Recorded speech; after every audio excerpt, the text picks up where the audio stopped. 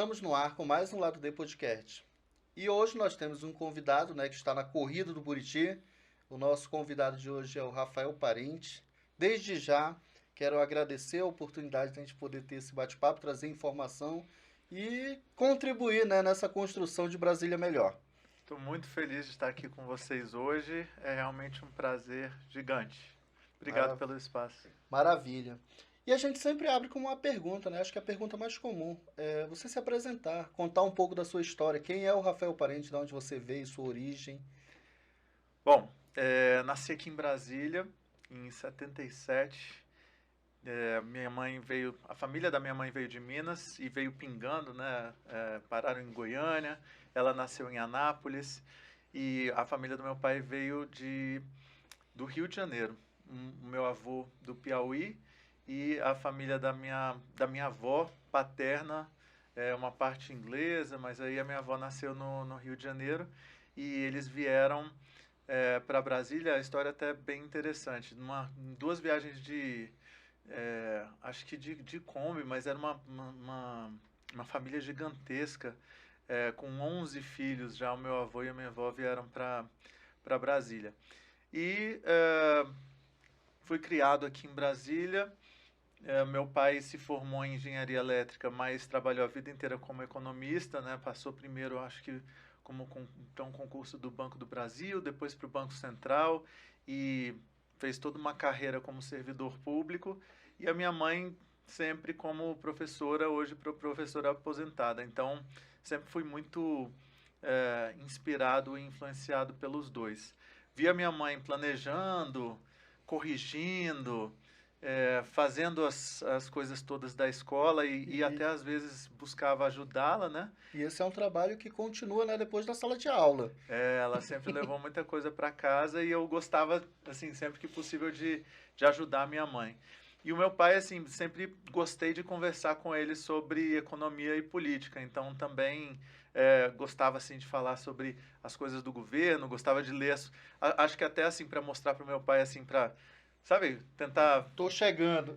Não, mas assim, olha, eu tô me inteirando aqui, eu quero que meu pai me ache inteligente, sabe aquela coisa de filho, assim? Sim, Eu vou mostrar que eu tô lendo o jornal, eu vou mostrar para ele que eu tô me inteirando das coisas que estão acontecendo no Brasil, em Brasília e tal. Então eu tentava sempre puxar assunto com ele, falando, mas essa coisa aqui do governo, mas essa coisa aqui que tá...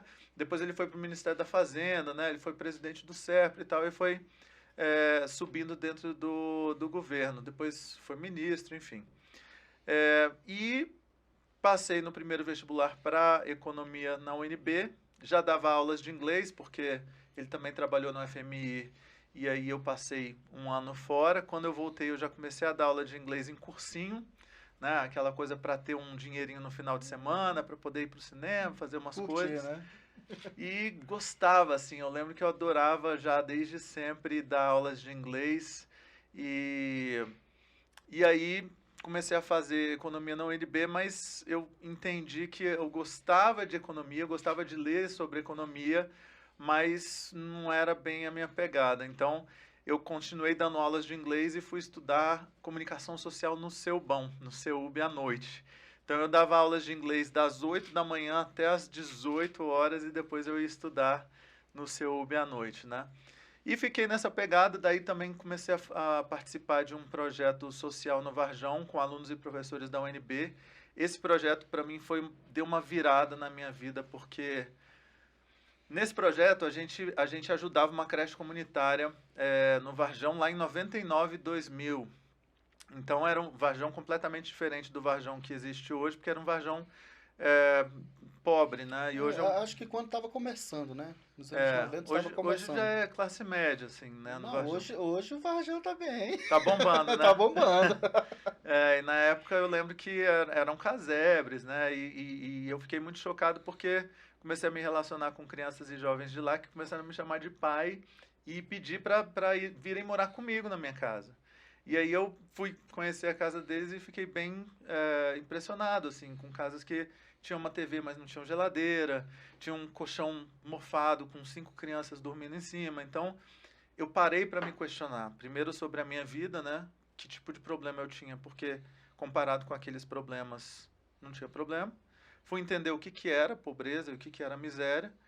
e olhava para um lado, olhava para o outro, né? Mansões no Lago Norte, casebres do Varjão. Fui entender de lembrando que é verdade. 3 quilômetros, né?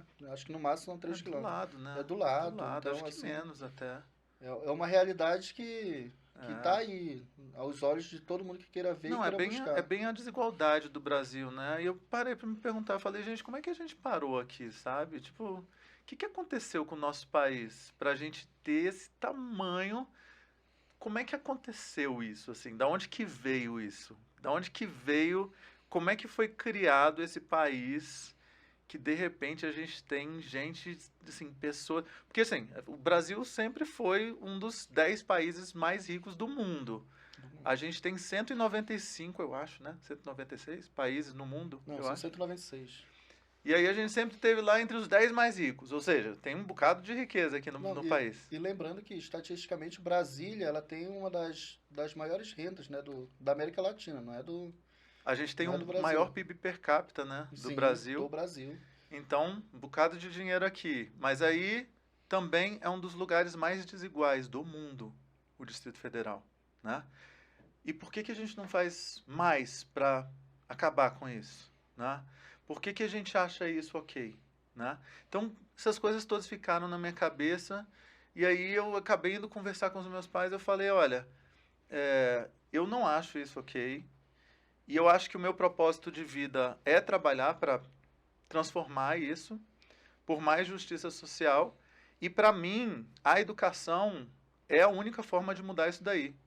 Porque só quando a gente oferecer educação de qualidade, principalmente para as crianças e jovens mais pobres, que eles vão conseguir ir para uma faculdade e ter melhores empregos e ter acesso a melhores oportunidades de vida, é que a gente vai conseguir quebrar essa roda da miséria. A gente vai conseguir quebrar essa reprodução da miséria, né? E as pesquisas internacionais mostram isso. Sempre que uma menina conclui o ensino médio, provavelmente a próxima geração da família não vai ser miserável.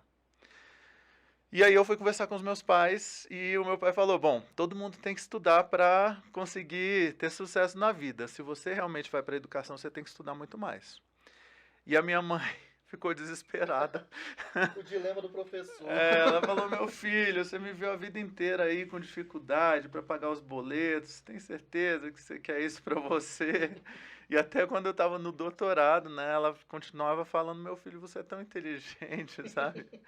E aí depois disso, eu com 21 anos abri um centro de línguas e informática no Candanguinho, que era uma escola, né, na Asa Sul e no Sudoeste, o CLIC. Depois eu continuei trabalhando, fui para Thomas Jefferson, cultura inglesa, coordenei no NDA. Depois eu comecei a fazer uns cursos no mestrado da UNB de educação, mas depois, com um pouquinho de patrocínio e vendi minhas coisas todas também, fui estudar fora, em Nova York. Fui fazer um mestrado e engatei no doutorado, né? Fiz um PhD na Universidade de Nova York em educação, gestão da educação. Gestão de educação. E aí voltei para cá para fazer a pesquisa, para escrever a tese. Tentei arrumar trabalho aqui em Brasília, não consegui. E aí fui para o Rio de Janeiro para trabalhar como pesquisador da educação e acabei tendo a minha primeira oportunidade de trabalhar num governo. Trabalhei por mais de 4 anos com a Cláudia Costin, ela era secretária de educação, eu era o braço direito dela.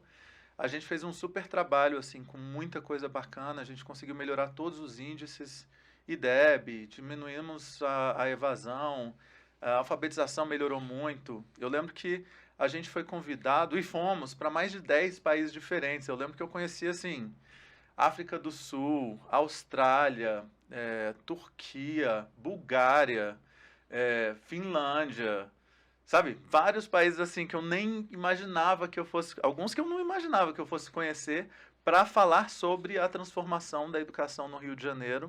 E o mais louco de tudo isso que é a experiência da educação, né? Exatamente, para falar sobre educação. Para falar sobre educação e eu fico uma verdade, né? Que a educação, de fato, ela é o principal pilar de mudança no nosso país, mudança de comportamento estrutural, organizacional. E não assim, não era uma educação que a gente estava falando para os ricos, né? A Microsoft classificou uma escola que a gente fez dentro da Rocinha, que é um território violento, de pobreza, como uma das 100 escolas mais inovadoras do mundo. A gente fez dentro da Rocinha, ou seja, é possível colocar a educação de excelência dentro de lugares extremamente pobres e violentos. E não tinha nada a ver com militarizar, nem nada disso. Muito pelo contrário, era apostar no protagonismo, era apostar na criatividade, nas competências do século XXI. Então, era apostar numa educação moderna, né? E também fui apresentar um projeto nosso, que era uma plataforma de aulas digitais na ONU, né? Então, lá em Paris. Então, assim, a gente conseguiu fazer um trabalho incrível e foi a minha primeira experiência como gestor público dentro de um governo. Depois voltei para o setor privado e aí abri como empreendedor social, né, uma startup, e também tivemos sucesso. Tive um programa na TV, no canal Futura, que era o Educação na Veia. Fui finalista de uma... Isso aí eu não sabia, não. A gente não Educação na achou essa Veia. informação. Não? Não Depois achei. você procura para você ver. Fui Não, apresentador de programa. Então a gente está falando com o comunicador nato. Foi bem bacana essa experiência. Também fui finalista de um prêmio da revista Veja, com um projeto que a gente chamava de Conecturma. A gente levou esse projeto para uma escola Calunga bem isolada, depois de Cavalcante, na Chapada, e que assim, a escola nem tinha eletricidade, mas a professora levava a metodologia embarcada no computador dela. Então, ela recarregava a bateria do computador em casa e levava para a escola, né? Então, também tivemos sucesso, e depois acabou que eu tive outra experiência no governo, dentro do governo ibanês, né? Fiquei algum tempinho, foi maravilhoso e traumático ao mesmo tempo. E agora estou aqui, né? Na verdade, depois ainda tive uma outra experiência no setor privado, abri uma outra empresa. Então, durante a minha vida, eu ajudei a abrir 3 empresas, fui diretor das 3 empresas. Então, tenho experiência em 2 governos, 3 empresas, fui pesquisador da educação. Não, e lembrar que o governo dentro do Rio de Janeiro, né? Você atuou como secretário de Educação dentro do Rio, né? Sim. E é um dos governos dentro desse país mais complicados que se tem. É bem complicado. Lá bem complicado. a questão é tensa, então a gente vê que é um desafio. Lá eu passei 2 vezes por aquela coisa de estar visitando escola e de repente começar tiroteio também, sabe? Qual foi uma situação mais maluca que você passou? Eu acho que tem Dentro isso, dessa. né? Assim, aquela coisa de você, de repente, para mim foi muito chocante, né? Primeiro, aquela coisa de, eu sei que aqui a gente também tem alguns territórios que são complicados e até que não são controlados pela polícia, mas lá é muito mais comum. A quantidade de territórios que não são, que são controlados por milícias ou por estados, por grupos paramilitares, né? Por traficantes. É um número bastante grande lá no município e no estado do Rio de Janeiro. E em muitas escolas a gente tinha que ligar para a associação de pais, bem, entre aspas, para avisar que a gente estava indo visitar a escola, né? E em algumas escolas a gente tinha de abaixar os vidros, né? E ir avisando, né, para os soldados, que muitas vezes eram os nossos alunos. Né? Às vezes 12, 13 anos com fuzil na mão. E aí, é uma realidade extremamente chocante, né? E em 2 vezes eu passei por aquilo de deitar no chão e tal. Então, aquilo para mim, sabe, também foram situações de eu parar para pensar assim, cara, a gente falhou, né? Nós falhamos feio, assim, enquanto nação, enquanto país. Porque para estar acontecendo isso aqui é muito ruim, assim. São horas que a gente para pensar, A gente assim... começa a refletir sobre o contexto histórico, né, do nosso país. E se pergunta, assim, até é difícil, né, continuar otimista. Mas a gente precisa continuar otimista. Eu acho que esse otimismo, né, essa resiliência que o brasileiro tem, todo dia levanta e precisa ter, eu acho que tem a capacidade de mudança também, de transformar muita coisa. Resiliência, né, aquela história de levanta, sacode a poeira e dá a volta por cima. Todo dia. Todo santo dia. E a gente, né, que a gente ainda tem comida no prato, ainda tem onde dormir, tem um teto e tal, a gente tem que estar, graças a Deus. Porque tem aí mais de 30 milhões de pessoas que não têm o que comer. Que não estão dentro dessa realidade. Exatamente. E como foi que você veio parar dentro do governo atual? que a gente tem como secretário. Pois é. Como foi essa luta? O que aconteceu? Depois das últimas eleições de 2018, Cláudia Costin, minha antiga chefe, me liga e fala assim, Rafael, sei que tá legal aí no setor privado, mas para de brincar disso aí, porque você sabe que transformação em escala de verdade só dentro do governo. Da gestão pública. E tem vários governadores que estão me pedindo recomendações, então eu quero te apresentar para alguns. Aí fui conversar com meu pai, né, sobre as pessoas que ela queria me apresentar. Ela falou, mas você quer mudar de Brasília? Você voltou para Brasília agora, né? O seu primo, assim, meu pai é o sexto de 11. Então eu tenho mais de 60 primos. É uma família extensa. Então um dos meus primos mais velhos, da minha tia mais velha, trabalha com ibanês e continua, acho o ibanês o máximo. E me falou, né? Não, ibanês, genial, um ponto fora da curva, quero te apresentar e tal. E aí, ibanês me liga e fala, vamos trabalhar. Aí eu falei, governador, tudo bem e tal. Sim, foi um papo, acho que de 5 minutos. 5 minutos, foi decidido.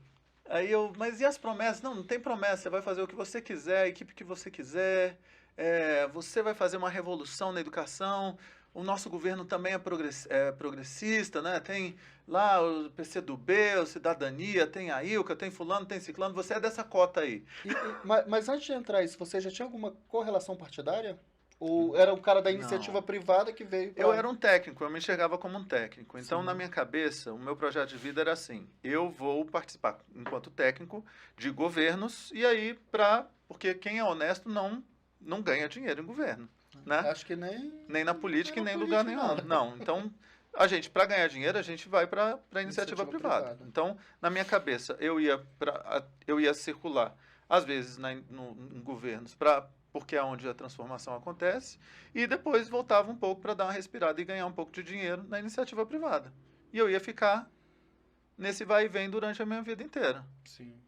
Na minha cabeça era isso que ia acontecer comigo, entendeu? Mas aí eu falei, vamos conversar pessoalmente. Só que aí, de repente, eu fui comunicado que eu já era o secretário de Educação e que eu tinha que ir para um portal já dar uma entrevista enquanto novo secretário de Comunicação. Então a notícia foi de supetão. Foi, eu não tinha nem sequer conversado pessoalmente com o governador. Nossa. Mas assim, é isso, eu sou grato até hoje, inclusive, pela oportunidade, porque foi o trabalho mais honroso que eu tive e acho que a gente conseguiu imprimir uma marca, mesmo sendo por um curto período de tempo. Qual foi o período que você ficou? Eu peguei a transição, então comecei a trabalhar muitas horas por dia e sonhar, inclusive, com trabalho. No começo de novembro, a gente ficou até o final de agosto, né? Então, e a gente conseguiu deixar um planejamento estratégico e tudo mais. E no final eu avisei que da forma como estava sendo conduzida ali algumas questões, a minha carta de exoneração estaria na mesa dele, então ele... Partiu de você, então, esse pedido? Partiu de mim. Ele já sabia que eu ia me exonerar, né? Mas qual foi o maior desafio dele nesse governo? O que eu não consegui fazer eu não consegui blindar a educação das ingerências políticas e econômicas. E aí foi por isso que eu atrapalhei demais os planos lá e eu não consegui ficar lá dentro.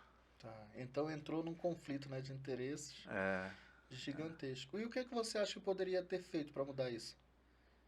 Não, eu acho que realmente não tinha como ser diferente.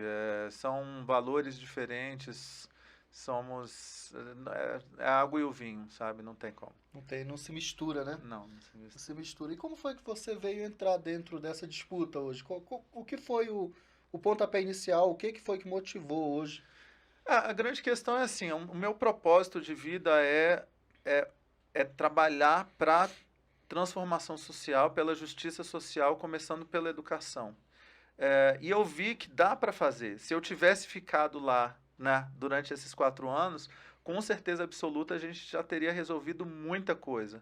E não dá para fazer só na educação, dá para fazer na saúde, no transporte, na segurança, se a gente consegue fazer um trabalho técnico. com pessoas competentes, com as políticas públicas no lugar, com infraestrutura, com formação, sabe, com aquilo que a gente sabe que precisa acontecer. E o mais complicado é a gente entender, né, que a gente está falando de gestão.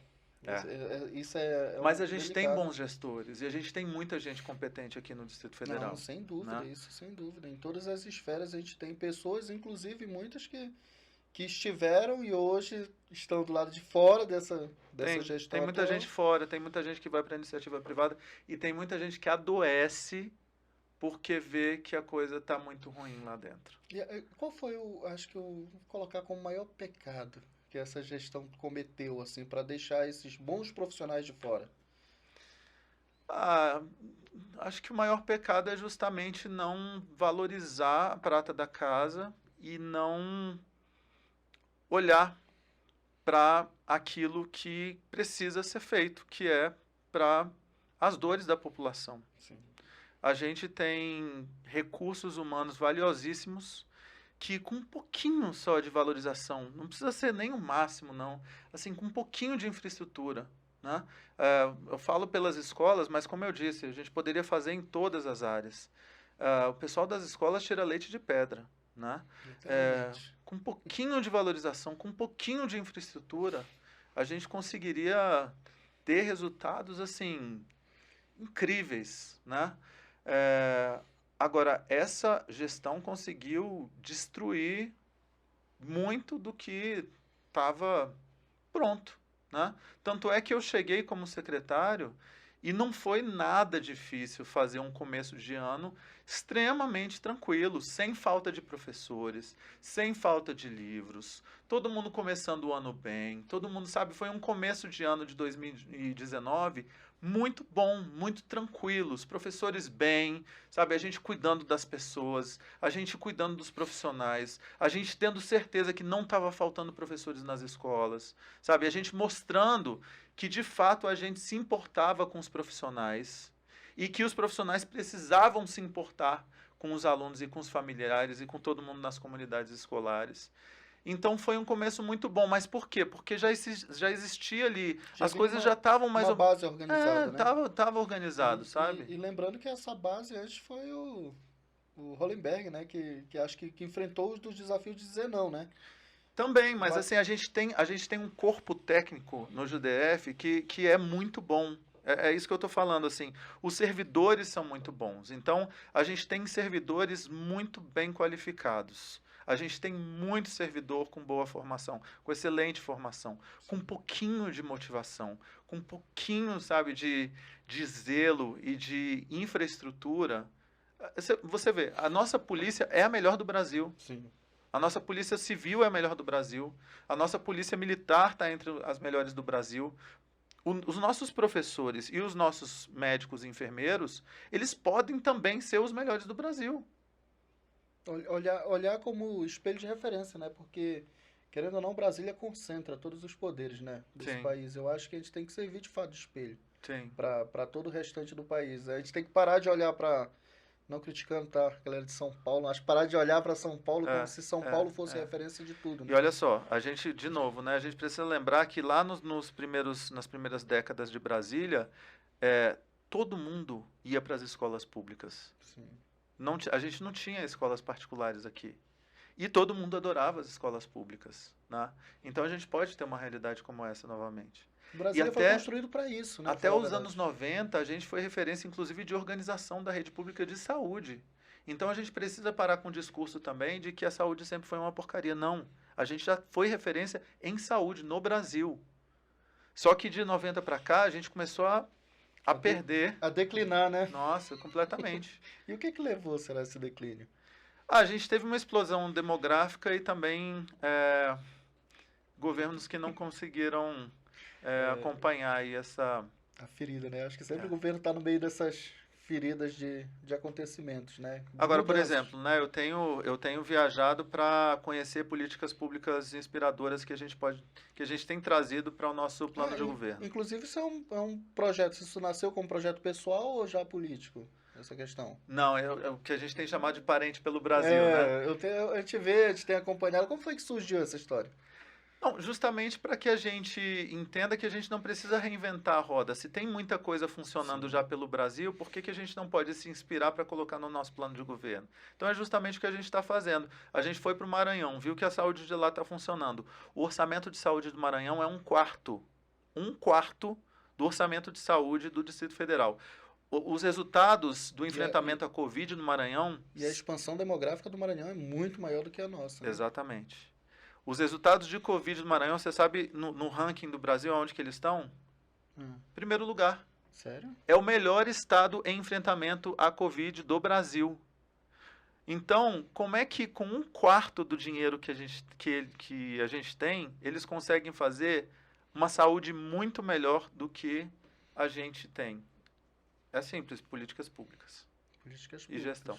E dentro dessa andança aí do Rafael Parede, o que mais que você identificou que são soluções cabíveis hoje para dentro da gestão pública do Distrito Federal? Ah, tem uma série de políticas públicas em diversas áreas que a gente tem visto e tem publicado nas redes sociais, inclusive deixo até Não, pode um deixar o seu convite, arroba, né? né? A Um galera convite aí acompanhar. ao pessoal para dar uma olhada. Mas no Instagram a gente tem publicado vários vídeos, todos os vídeos que começam, não é, com Parente pelo Brasil. Cada vídeo a gente mostra uma política pública diferente, inspiradora, relacionado a isso. No Maranhão, por exemplo, o Flávio Dino, eu sou fã de carteirinha, né?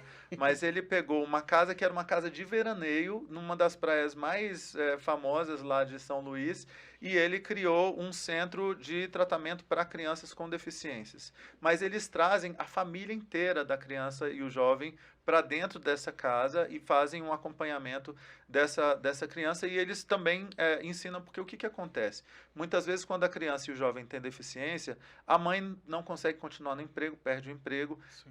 o pai abandona, né? Então, eles ensinam, inclusive, a mãe a ter um sustento, né? Então, a ser uma cozinheira, a criar coisas para vender e tal. Então, fazem... Vê um incentivo empreendedor em cima disso, né? E uma economia criativa, né? Exatamente. Então, essa casa, eles fazem um acolhimento da família, tem um acompanhamento médico, tem o tratamento da criança, então, várias crianças e jovens com epilepsia, e uma formação de empreendedorismo Sim. para a mãe. Eu achei sensacional essa Cara, ideia. o projeto é bonito, de Eu fato. achei sensacional. Esse é um exemplo, né? Mas, por exemplo, lá no Espírito Santo também. Eu vi muitas coisas relacionadas à captação de investimentos. Os caras são craques, né? Então tem muita coisa. Eles conseguiram ser o segundo estado, depois de São Paulo, que mais capta investimentos nacionais e internacionais. E aí tem uma série de técnicas e estratégias que eles estão usando, que eu também, obviamente, vou trazer para cá. E não pode contar nenhuma dessa aí? Não, porque senão eu vou estar dando ouro para os concorrentes.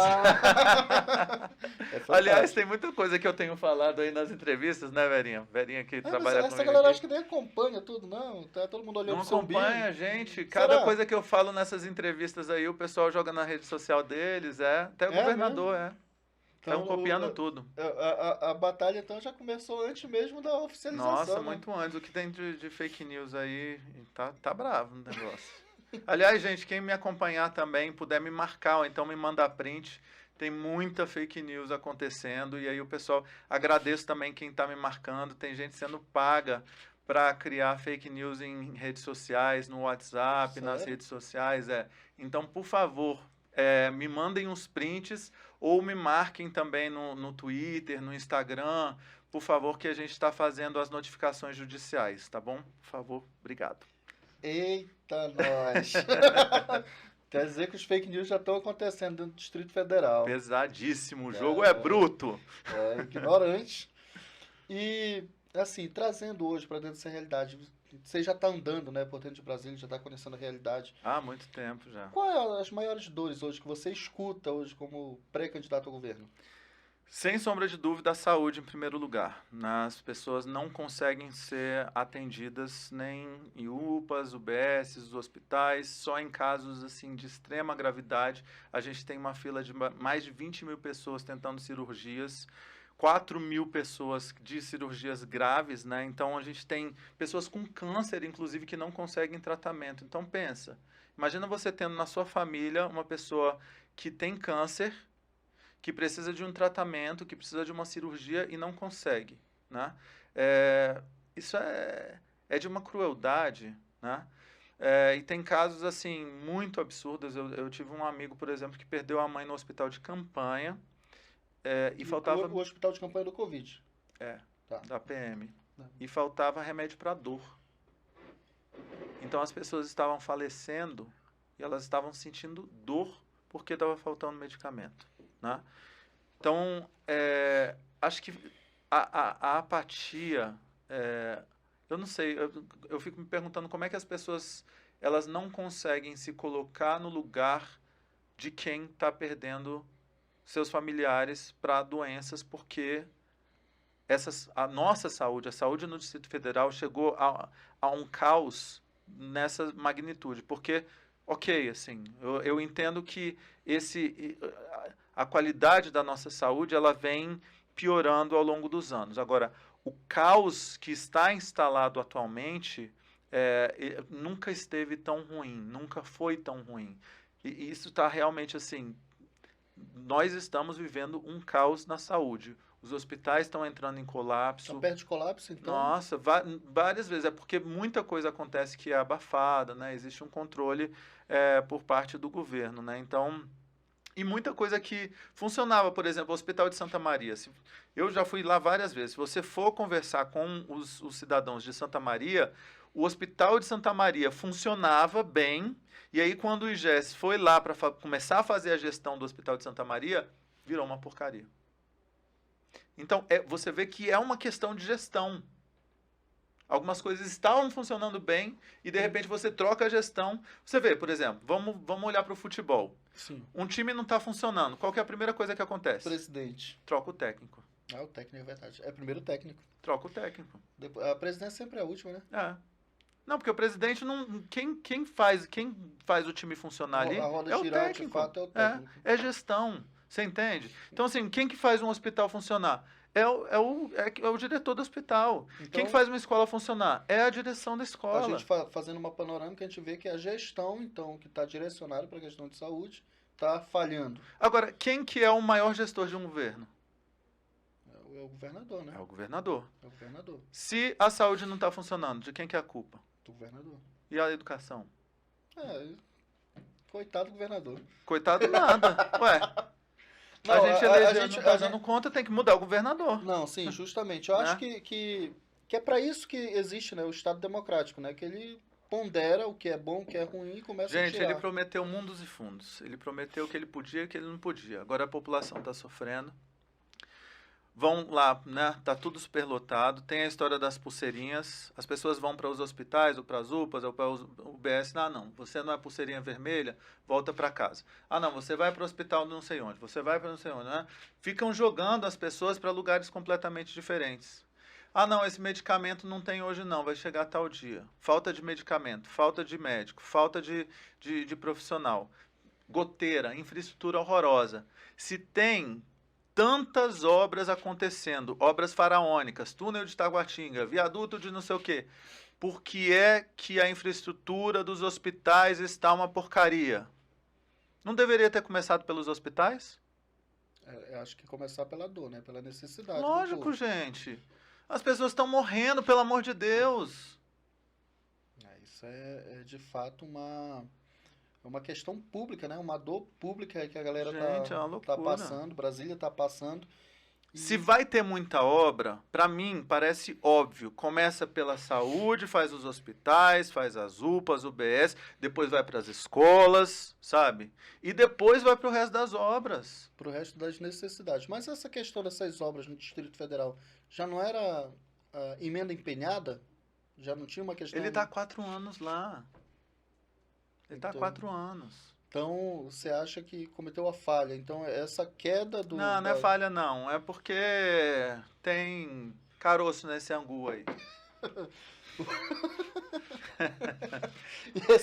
e esse angu tá difícil. Tem um monte de suspeita, tem escândalo o tempo inteiro, tem suspeita de superfaturamento, tanta obra para quê? E tá rodando essa questão dessa suspeição? Já existe inquérito aberto? Existe alguma coisa que... Gente, eu coloquei no Twitter outro dia.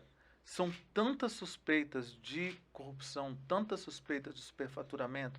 Agora, imagina os casos que nem aparecem na imprensa. Sim. Agora, imagina os casos que a gente nem... não passam nem pelos órgãos de controle. É muito dinheiro que a gente está perdendo. Então tá com a torneira aberta e não tá tendo controle Nossa, disso, eu né? acho que a gente já perdeu bilhões e bilhões do nosso recurso que poderia ter salvado vidas, que poderia ter ido para a educação, que poderia ter ajudado na segurança, sabe? A gente já perdeu muito dinheiro, com gente passando fome e gente morrendo, e gente dormindo ao relento, nas filas, porque não consegue atendimento no CRAS. Senhoras dormindo nesse frio que tá. Tá frio mesmo. Gente, dormindo 2, 3 noites, que absurdo. É na capital da República. É a capital da República, né? É Lembrando isso, que tá todo gente. mundo concentrado aqui. Orçamento de 50 bilhões por ano, não tem desculpa, é muito feio isso, é triste, sabe? É muito vexatório. triste. Nossa, o que é isso? Uma tristeza, dá uma tristeza. Porque aí eu vou para esses outros lugares, eu vou para o Maranhão, eu vou para o Espírito Santo, eu vou para outros lugares, eu falo, gente, é outro mundo, as coisas funcionam onde tem governo. As coisas funcionam. E tudo parte do princípio da gestão. Qual é a definição Sim. que você coloca hoje para gestão?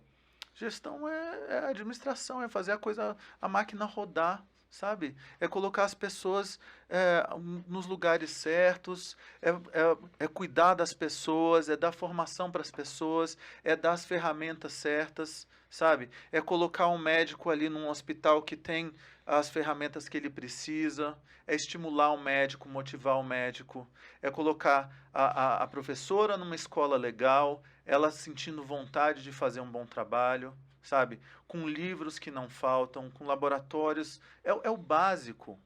É infraestrutura adequada, profissionais com formação adequada e bem motivados, sabe? E também o público tendo acesso. Eu acho É o que, básico. que o mais difícil é essa questão desse controle, né? Porque como você coloca, se a gente parar de fato para pensar o que não chega na mídia, porque querendo ou não, a população ela passa por um processo de desinformação, né? Principalmente com os fake news. As mentiras hoje elas Não, e o mais governo atrapalham. Nossa, eles trabalham muito para não deixar a informação chegar à população, né? Então a equipe lá é O que boa. eles investiram. Nossa, olha, o que o governo tá de parabéns é na comunicação, né?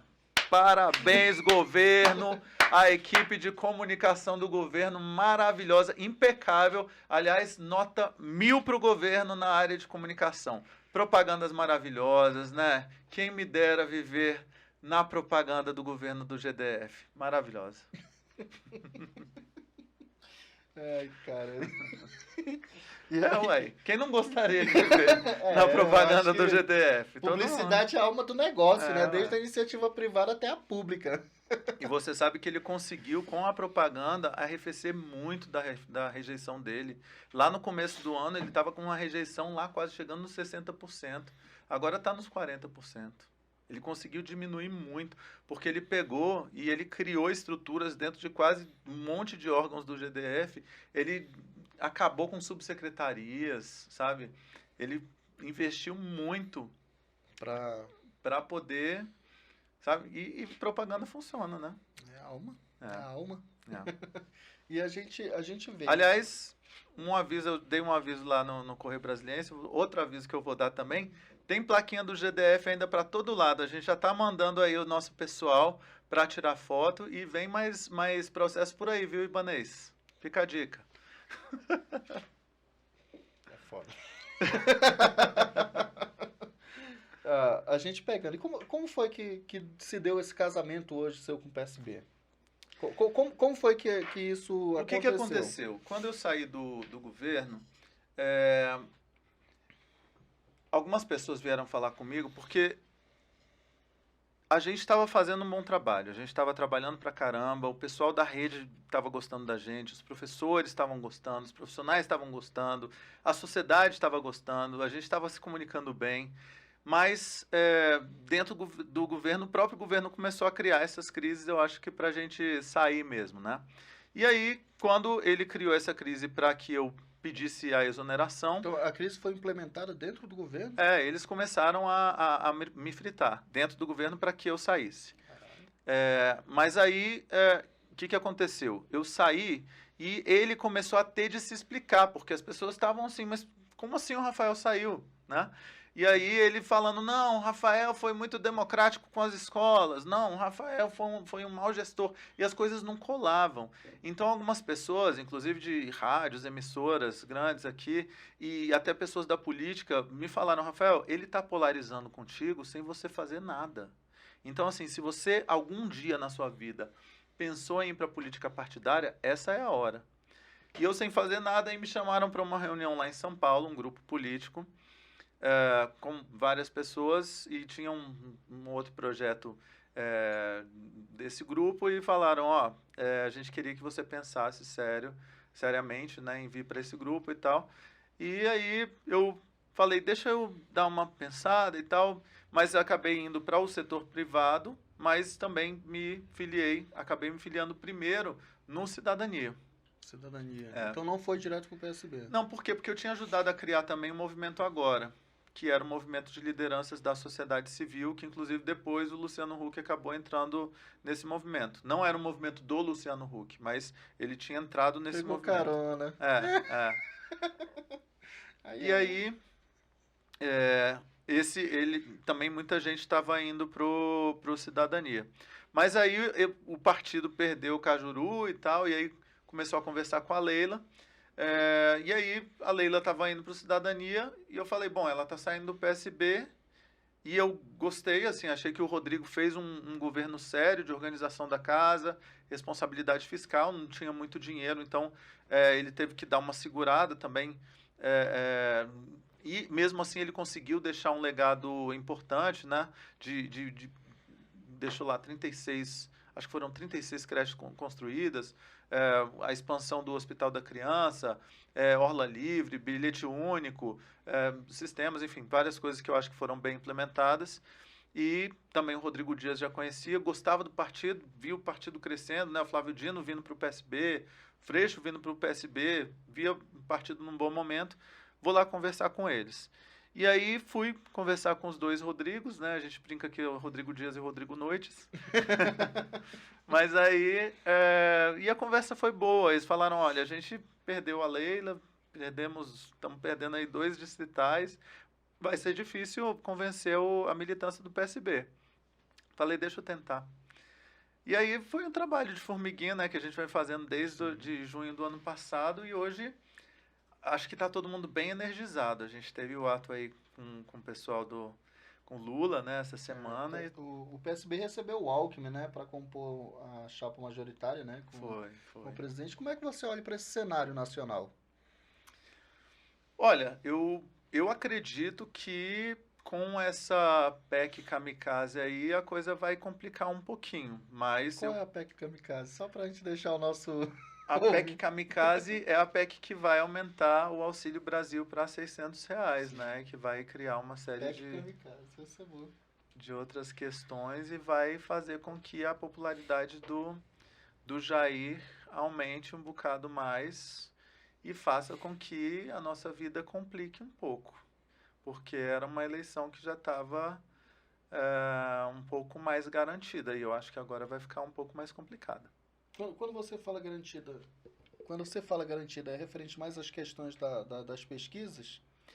Eu acho que a gente tinha até uma possibilidade do Lula vencer em primeiro turno. O que eu acho que seria bom, porque existe de fato um risco de golpe.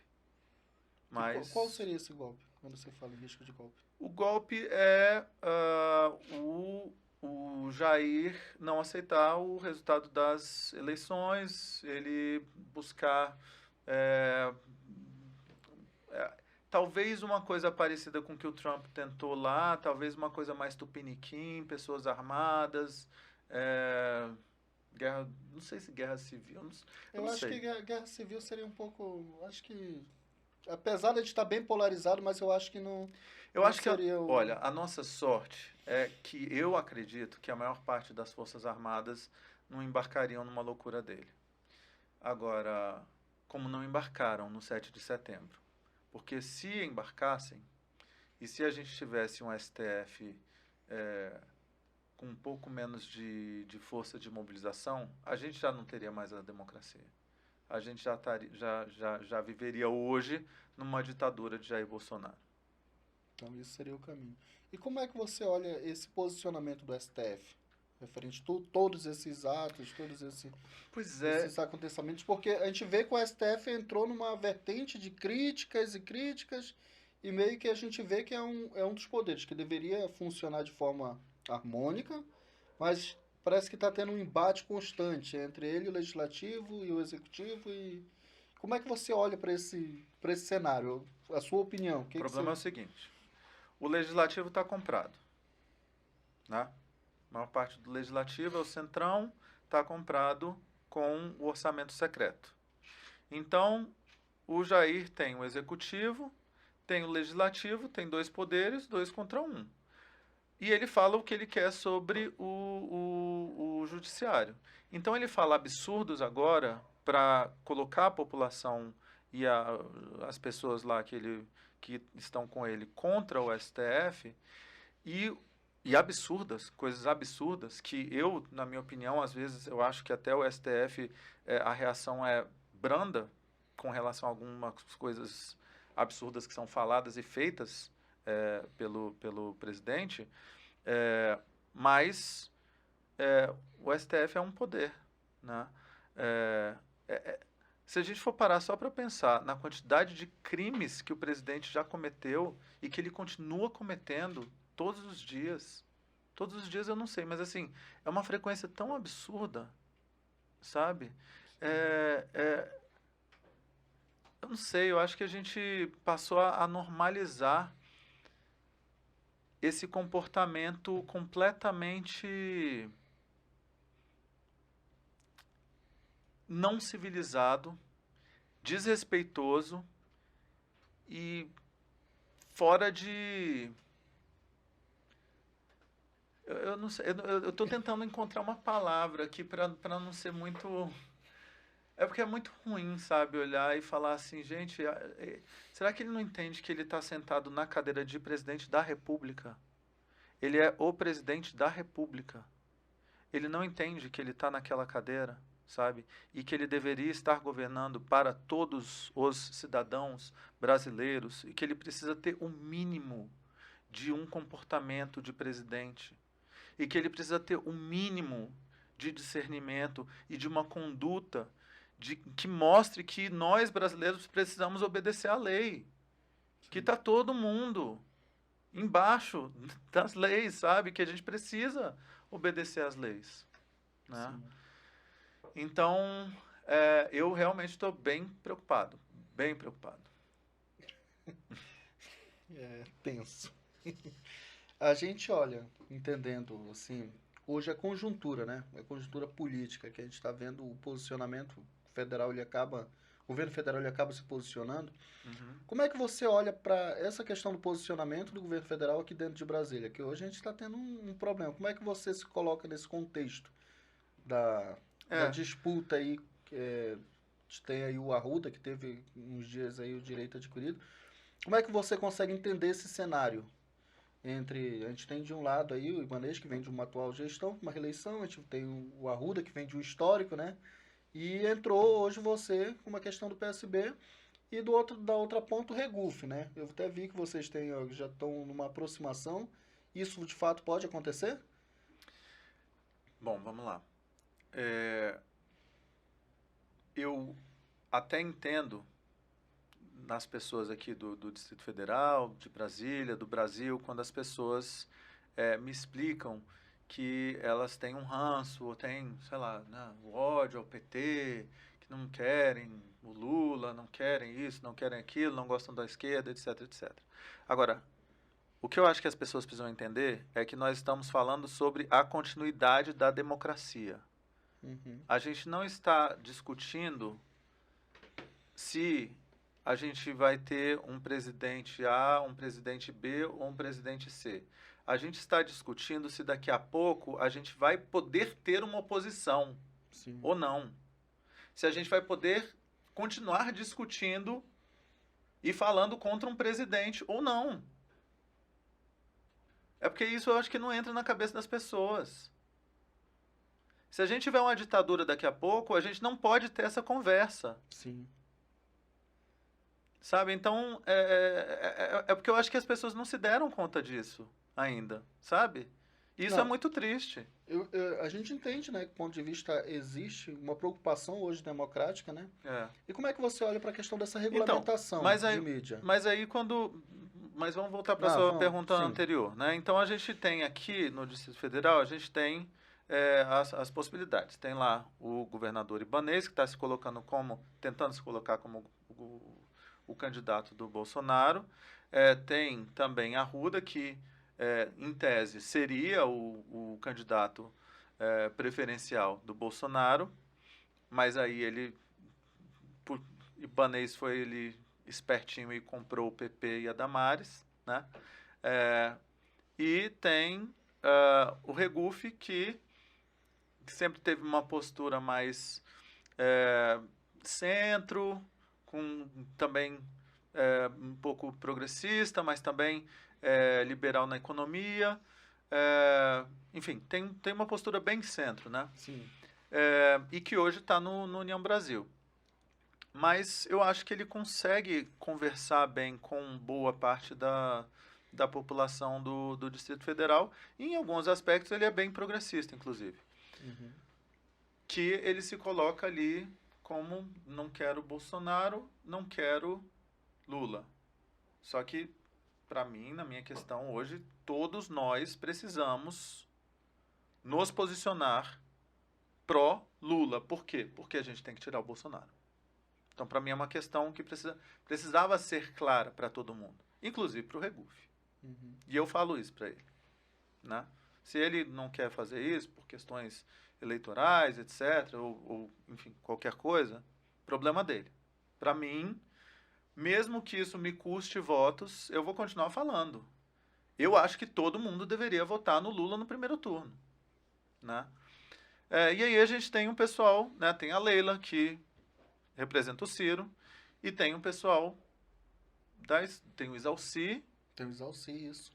Na briga com a Belmonte, que aí cada hora parece que vai dar um, mas agora parece que vai dar Belmonte. Mas a disputa deles era mais ao Senado, né?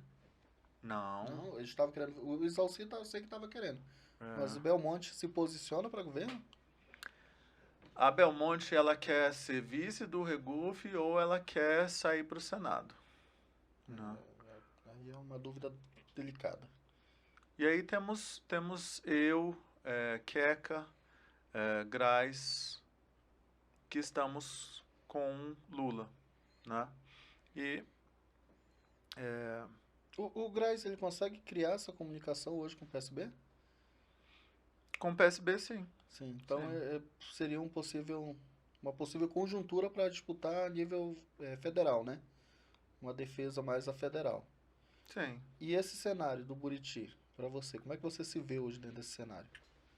Eu acho que assim, no primeiro turno eu acho que a gente vai ter várias candidaturas mesmo. Eu acho que não vai conseguir. Parece que ninguém vai arredar o pé, como ceder para ninguém, né? Não tá parecendo que ninguém vai. Eu, assim, numa boa, até, sabe, conversei com o Regufe, mas essa configuração ficou difícil também. Conversei com a Leila, mas aí tem a questão também do Ciro, e eu acho que a gente precisa apoiar o Lula nesse momento. Conversei até conversei com a Queca, né? Mas tem essa questão, assim, a gente precisa criar um projeto do campo democrático que tenha viabilidade eleitoral. Sim. Né? E que seja um projeto do Lula aqui no Distrito Federal. Não, a gente vê assim, a gente tem acompanhado um pouco dessas movimentações, a gente vê que de fato o PSB acabou saindo na frente, pelo fato de acabar conseguindo ali colocar o Alckmin, né, como vice, e querendo ou não ele consegue puxar mais essa força. Então hoje eu olho para esse cenário e vejo você hoje como essa vertente, né, aqui no Distrito Federal. Lógico que a gente tem as outras, só que é uma questão muito Eu acho que a delicada. gente consegue ampliar muito mais para o centro e até um pouco para a centro-direita. Inclusive, quero falar para vocês, queridos amigos da centro-direita, que não é uma questão, né? Eu acho que até as pessoas, assim, elas não precisam cair de amores, nem pelo Lula e nem pelo PT e tal. É só uma questão, assim, você precisa entender que é uma defesa da democracia. A gente precisa defender a nossa democracia, a continuidade da democracia brasileira. Simples assim, entendeu? Até se você não quiser. É simples, não vote no Bolsonaro. E quais são as suas ambições, a sua tendência agora para os próximos dias nessa corrida aqui para o Buriti? Como é Minha que você olha para tendência? esse cenário? É? A gente está agora em pleno vapor criando toda a nossa estrutura para a campanha, porque até agora era. É, Né, a gente estava numa estrutura de pré-campanha, agora a gente está fazendo. Né, a gente está crescendo e acelerando para uma estrutura de campanha, que é uma estrutura muito maior. Né? sim. E tá bem legal, eu estou bem animado. Chamei, né, a equipe toda. Falei, gente, daqui para frente é o seguinte, é outro jogo, é outra coisa. Quem tiver comigo tem que ser assim, muita dedicação, Sangue no olho, né? muita paixão, sabe? E muita certeza de que a gente vai ganhar, porque se não for assim, não tem que estar aqui. Não tem que estar aqui nesse lugar. A gente tem que, sabe, a gente tem que estar com muita vontade, muita garra, muita paixão, porque é assim que a gente vai vencer. Beleza. E, e a gente pensando no cenário, quais as situações? O que você hoje coloca como a sua principal bandeira hoje para a população aqui do Distrito Federal? Educação. Educação. Educação. Eu acho que, assim, a saúde, obviamente, que a saúde mata hoje, né? Então, assim, a gente vai precisar chegar e vai precisar olhar muito rapidamente para os problemas da saúde. Muito, muito rapidamente, né?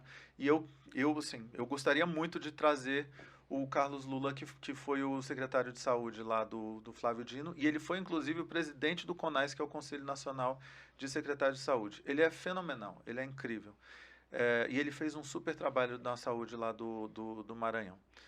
Agora, a educação, ela precisa ser a prioridade das prioridades, porque com educação de qualidade para todos, a gente tem consequências positivas em todas as outras áreas. E todos os países que chegaram a um status de superdesenvolvimento, de serem avançados economicamente, socialmente, culturalmente, no desenvolvimento humano, etc., foi com o investimento em educação, foi priorizando a educação. A gente precisa ter educação como prioridade máxima no nosso governo. Entender que isso daí é um projeto também a médio e longo prazo, né? Mas mesmo sendo a médio e longo prazo, dá para a gente ter resultados mês que vem. Imediatos. Com certeza. E quais seriam as principais medidas? Principais medidas. Sem entregar, né, a cereja do bolo, porque eu sei que... Mas eu acho que de imediato já a gente conseguir blindar a educação completamente e criar um super time técnico, sabe? Que não vai fazer coisas porque o fulano, deputado, não sei o que, está querendo que a gente faça, não sei onde, contratar essa empresa aqui que vai fazer aquilo ali. Sabe? Essas coisas não podem acontecer Então, de jeito nenhum. entendendo esse contexto, você olha para a Secretaria de Educação, é a única que não pode... Assim, A única não. É uma das Não. que não pode aceitar influência partidária, né? Porque a gente sabe que isso é o problema seguinte, hoje. a gente precisa compor com os outros partidos. Sim. Agora, a gente precisa criar um mecanismo de que, ok, o partido, você quer indicar essa pessoa para cá, agora vamos fazer o seguinte, vai ter uma metodologia aqui que você vai indicar, mas a pessoa vai passar por uma seleção e ela precisa provar, primeiro, que ela tem as competências necessárias, né? Segundo, que ela vai passar também por uma formação para estar ali naquele cargo. E terceiro, que com frequência ela vai passar por uma avaliação 360, como órgãos públicos também fazem. Por exemplo, o Banco do Brasil tem uma excelente metodologia de avaliação 360, que é casada com a formação continuada do quadro do Banco do Brasil. Então a gente pode fazer a mesma coisa acontecendo no nosso governo. Dá prioridade mesmo ao corpo técnico, né? Sim. Isso é perfeito. Obrigado. Você olha assim, não, mas para te falar a verdade, é uma das dores hoje que a gente vê que o governo a gestão ela acaba se tornando incompetente porque acima de tudo, está o interesse partidário. Uhum. E muitas das vezes esse interesse partidário ele não tem uma viés da necessidade populacional. A gente costuma dizer, aqui a gente já recebeu aqui algumas pessoas, a gente vê que tem uma galera que não consegue isso se discutindo. Tem gente que mora hoje no centro de Brasília que não conhece a realidade de Brasília, que É. aí não se resume só à Asa Sul, Asa Norte, ao eixo, se resume ao entorno, né? Claro. A gente tem, como você colocou aqui logo lá no começo, o Varjão, que é uma das áreas que Conseguiu 2000 sobreviver, né? estava começando, precisou sobreviver. A galera olha para o Rio de Janeiro e fala que no Rio de Janeiro tem a maior, que é um dos maiores pontos de favela, mas a maior favela do Brasil se encontra aqui no Distrito Federal, Sol nascente. Sol Nascente.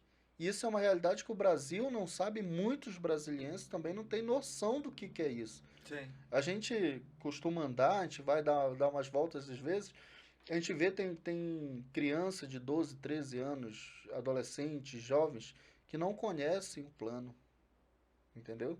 E a gente tem esse prazer de estar todo dia Uhum. fazendo esse trajeto, andando entre os eixos, É. ponto a ponto e conhecendo a realidade. Então, Sabe às nem vezes, o que é Brasília. não sabe o que É. é Brasília. Eu costumo dizer, eu não sou daqui de Brasília, tá? É. Eu aprendi a gostar desse quadrado, eu não sou daqui. Mas eu aprendi a gostar e eu vim conhecer Brasília, assim, que eu até tenho um Thiago que anda comigo. O Thiago, às vezes me coloca em cada ponto de saída, ponto de entrada, que eu não sabia que existia dentro de Brasília. Uhum. Brasília é fascinante para a mídia, para a população de fora, porque só mostra a beleza da coisa. A gente vai no plano piloto aqui na própria rodoviária, tem gente lá dormindo ao relento. Verdade. E assim, Aliás, tem muita gente. A população de rua cresceu muito. sim, e cresce. Incrível que pareça, todo ano no Distrito Federal cresce. A gente coloca a culpa na inflação, coloca a culpa nisso, naquilo. Vamos lembrar o seguinte, que aqui no Distrito Federal, o Distrito Federal foi o ente federado que mais, onde a pobreza mais cresceu nos 2 anos de pandemia. Como é que o ente federado que mais tem, que tem a maior renda per capita, é o lugar que mais cresceu a pobreza? Como é que explica isso? Não tem, e sendo que é um maior PIB, né, per capita, a renda per capita do país. E A esse gente vê governo uma mentiroso desigualdade. de uma figa fala que tem o melhor política social. Gente, é muita cara de pau, né? Mente que não sente, pelo amor de Deus. É foda. É. Essa palavra a gente tem. E assim, a gente colocou aqui como projeto, quando a gente criou esse projeto aqui para ter esse bate-papo, é Uhum. justamente a gente entender que aqui eu não estou para defender A e B, Uhum. mas entender e ajudar a população de Brasília a entender o que é melhor. Sim. Entendeu? O nosso convite ele foi aberto a todos. Uhum. E assim, e a gente está aqui de portas abertas para receber todos. Porque eu, como você, a gente acredita numa coisa em comum, que dá para melhorar. Sim, claro. Dá para melhorar. Precisa ser feito muitas coisas para melhorar. Entendeu? E isso não entendendo que a gente precisa A, B ou C. Isso aqui eu não vou me posicionar, dizer quem que deve ser, não. Sim. Mas é um posicionamento que eu acredito. Só que tem que ser eu, você sabe, né? E a gente entender que a gente precisa todo dia fazer um esforço contínuo para melhorar. E assim, é louvável. Sua bandeira de antemão é uma bandeira louvável, educacional. Eu acho que a gente desde pequeno, eu aprendi, convivendo nesse cenário, eu entendi que o governo ele sempre tem medo que o povo possa adquirir conhecimento. Sim. A gente até teve uma fala aqui de uma das pessoas que veio aqui, que ele colocou pra gente, eu achei aquela fala muito interessante. Se o cavalo soubesse a força que ele tem, ele não ia puxar a carroça. Uhum. E a gente entende que o povo ele tem que se abrir para discutir, para colocar o que de fato é. Eu posso até ser meio louco de dizer isso, mas a gente já vive uma certa ditadura de pensamentos. É. Ou é A ou é B. Gente, não é assim que funciona. É. A gente precisa ter um campo de visão um pouco mais amplo. Abraçar a complexidade, né? A da complexidade. realidade. A gente fala de gestão, eu sou da iniciativa privada. Uhum. Iniciativa privada a gente tem que entender. Você também sabe disso, que a gente precisa Sim. saber o que é gestão. A gente tem que pegar o pouco para tornar ele muito, tornar ele eficiente. Uhum. E a gente não está aqui com uma renda. Brasília ele não tem uma renda, diferente a outros estados, aos outros municípios que precisam pegar isso e fazer de fato uma gestão complexa. Sim. Saber fazer uma distribuição, a gente tem dinheiro suficiente. Tem. E é loucura. 50 bilhões. E é loucura a gente pegar e entender. A gente fala em 50 bilhões. Eu não tenho nem noção o que seria isso. Não, tem estado com populações muito maiores que não tem nem um terço disso. Eu sou de um estado que eu levanto a bandeira do meu estado. Meu estado é injustiçado pra caramba. Eu sou paraense. Meu estado é injustiçado demais com distribuição de renda. Meu estado é injustiçado com a extração do que de melhor ele tem, que é os minérios, a terra, a madeira, seja lá o que for. E a gente vê que se existe só um discurso em cima disso. Não existe uma política pública efetiva para fazer o negócio funcionar. Entendeu? E aqui lembrando que a gente faz crítica porque o nosso posicionamento é fazer isso. É buscar o que é de melhor. E esse canal aqui ele foi aberto justamente para isso. Para a gente se criar discussão em cima de assuntos que são necessários. Temáticas públicas. Entendeu? E de cara, assim, a oportunidade de você poder vir aqui falar do seu posicionamento, mostrar o que de fato você veio buscar para Brasília, isso para a gente é muito louvável. Não só para mim, mas para as pessoas que acompanham a gente. E eu quero agradecer muito a galera que tem acompanhado a gente tem tido um crescimento assim fenomenal. Que bom. A gente vem batendo em algumas teclas. É oportunidade de fala. Legal. É isso que a gente quer fazer, dar oportunidade de fala. Eu não quero tomar decisão por ninguém, mas se eu puder ajudar na decisão é isso, é ceder o espaço para que as pessoas possam participar. É isso aí. Entendeu? Muito bom. E eu ainda quero entender de você como é que você se imagina, como é que você acha assumindo o Buriti. Como é que eu me imagino? Isso. Eu me imagino como é que vai ser feliz. essa luta? Como é que vai ser esse desafio nos próximos dias? E a gente está falando de desafio não apenas só de assumir, né? Tem um registro agora, que está bem próximo, né? Que acho que o desafio já começa aí. É conseguir segurar essa peteca. Não, mas a gente conversou, a gente teve uma conversa que eu não... Acho que foi antes de ontem, não sei se foi ontem, mas a gente conversou com o presidente Carlos Siqueira, também participaram o governador Hollenberg, o presidente local Rodrigo Dias, e eu coloquei com muita tranquilidade e falei, olha, eu quero melhor para o Partido Nacional e para o Partido Local também.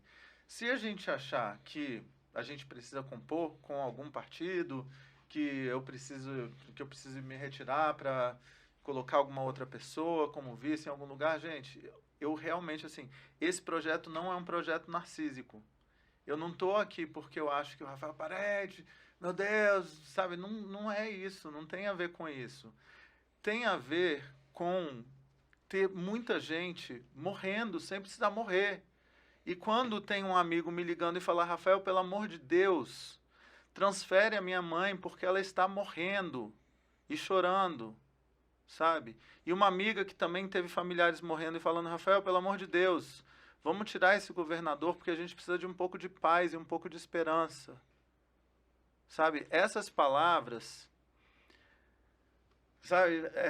sabe quando elas batem lá dentro e elas assim, é porque não dá para continuar desse jeito. A gente precisa fazer alguma coisa. Não dá pra gente achar que isso tudo é normal e que é isso e sempre foi assim e vai continuar desse jeito. Não pode ser assim. A gente não pode se resignar. A gente não pode deixar isso desse jeito.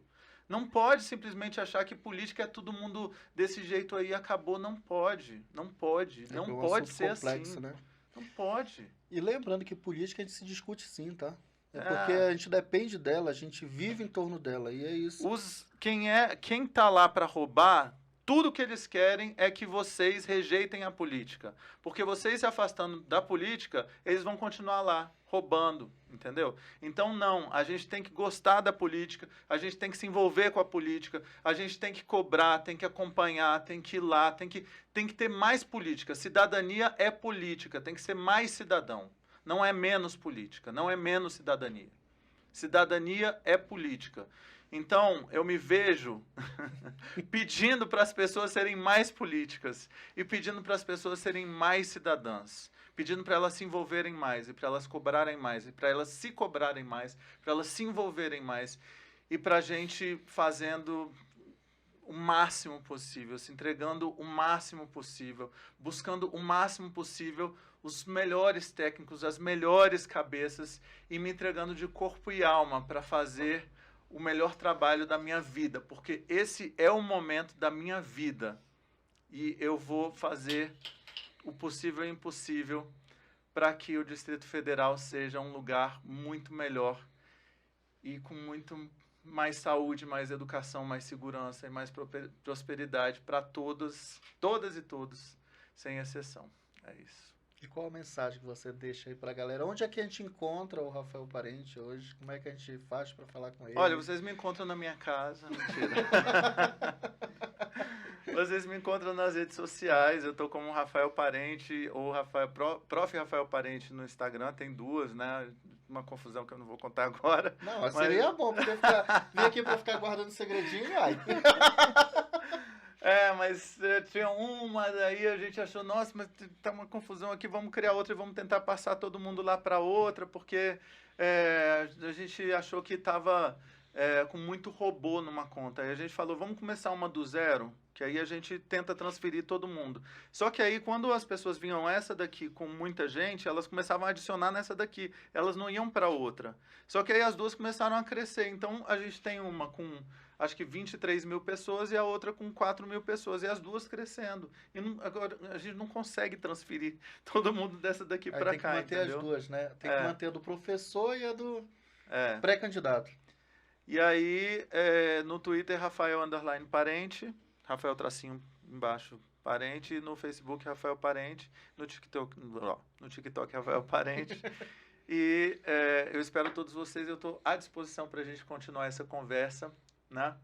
E estou muito feliz, estou aprendendo muito, estou conhecendo muita gente, muitos lugares e realmente é uma honra poder servir e estar aprendendo tanto. Isso é fantástico. Eu acho que o principal motivo, né, da política é esse, é servir, é se colocar no lugar para servir, não é para ser servido, né? É isso aí. Política é serviço. E a gente, desde já, eu quero te agradecer muito essa oportunidade desse bate-papo, conhecer você, né, pessoalmente, que a gente que agradeço. o contato e em prontidão, você, a sua assessoria acabou entrando em contato, aceitando vir com a gente aqui. E pra gente é muito gratificante. Verinha, deixa eu mostrar a Verinha. Vem cá, Verinha. Vem, Verinha. A Verinha que é a grande... A Verinha é maravilhosa, gente. Vem conhecer a Verinha. A Vera é a grande responsável desse encontro. O Rafa é maravilhoso, olha só. Ele é assim com a gente, imagina, com toda a população de Brasília. E desde já, assim, que o grande arquiteto, né, do universo possa te abençoar aí nessa caminhada. Já abençoe Desde demais. já, boa sorte. A gente sabe que é uma luta árdua. E Verdade. sucesso total. Obrigadão. Obrigado pelo espaço. Sucesso para vocês também. Adorei vir, adorei a conversa. E assim, se você chegando lá, a gente quer entrar em contato e ter a oportunidade de contar com você aqui. Sim, claro, vou voltar. Vou voltar com certeza. Menos esbaforido, porque eu cheguei aqui atrasado correndo. Não, mas faz parte, ainda mais agora nesse momento, né, que o dia ele é mais curto, né, acho que tem só 12 horas. Verdade, uma loucura. Então... Brigadão, foi um prazer gigantesco, vou voltar sempre que vocês quiserem. Valeu. Valeu!